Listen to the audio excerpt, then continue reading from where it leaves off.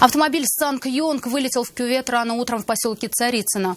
По предварительным данным, водитель не справился с управлением из-за гололеда. Мужчина был срочно госпитализирован, а его автомобиль превратился в груду металлолома.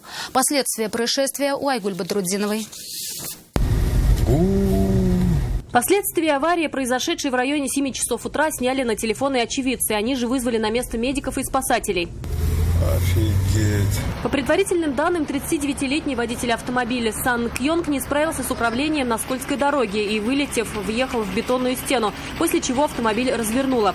Пострадавшего водителя извлекли спасатели и передали его в руки врачей скорой помощи. С переломами мужчину госпитализировали. Чтобы вытащить автомобиль, понадобилась уже тяжелая техника. Всю хронологию происшествия предстоит установить сотрудникам ГИБДД.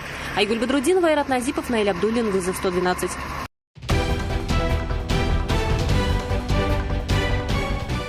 Все новости дня, выпуски программы «Новости Татарстана», программы и фильмы на сайте ТНВ.